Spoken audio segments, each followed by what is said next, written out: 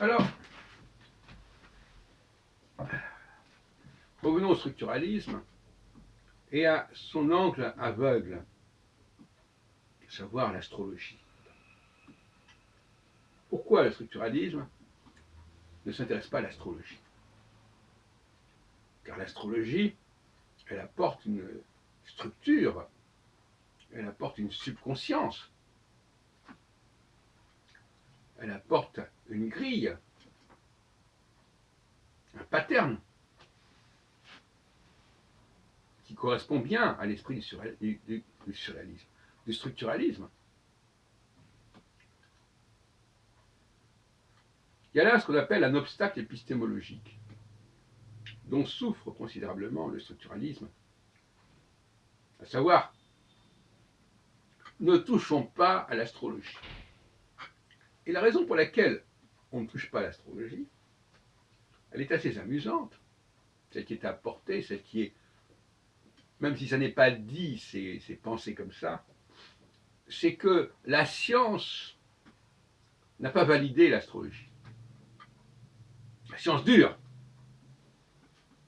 Or, le structuralisme ne se situe pas nécessairement par rapport à la science dure.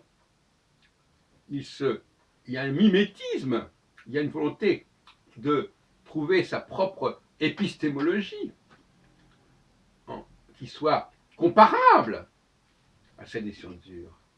Il ne s'agit pas pour autant d'accepter le verdict des sciences dures. Les sociétés sont capables de se construire, de se constituer, par leur propre volonté, par leur propre convention. Elles peuvent instrumentaliser le monde extérieur, elles peuvent instrumentaliser les astres. Quand bien même ce qu'elles instrumentalisent, comme d'ailleurs le mot lui-même veut bien le dire, ne correspondrait pas à la réalité intrinsèque de l'objet ainsi instrumentalisé. Peu importe. Une réalité extrinsèque, si on peut dire. Donc, il faudrait psychanalyser ces structuralistes ou ces post-structuralistes dans le rapport à l'astrologie, mais aussi dans le rapport à la théologie. Parce que, là encore, la théologie actuelle, elle est prisonnière des sciences dures. La façon dont on parle de Dieu rejoint étrangement celle de la cosmologie, la recherche du point origine, la recherche d'une universalité, l'exigence d'une universalité. Or, les sciences de l'homme n'ont pas besoin de ce référentiel cosmique, universel, de la nature. Elles peuvent se construire en parallèle, sur un autre plan, sur une autre dimension. Et donc, on voit bien que le structuralisme, le défaut du structuralisme, c'est qu'il n'a pas su se dégager de son mimétisme par rapport à la science, non seulement au niveau de son formalisme, mais même au niveau du contenu. Si la science a une certaine idée de Dieu, eh bien, le structuralisme accepte cette idée de Dieu.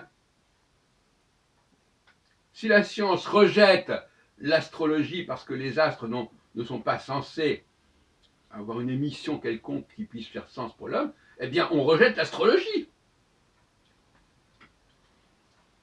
En 86, donc plus de 30 ans, j'ai développé un modèle dans lequel les sociétés sont parfaitement capables de se structurer par elles-mêmes, sur leurs propres valeurs, en utilisant éventuellement les sciences dures. Mais utiliser les sciences dures, c'est pas la même chose que d'accepter ce que disent les sciences dures. C'est les utiliser en tant que métalangage, en quelque sorte.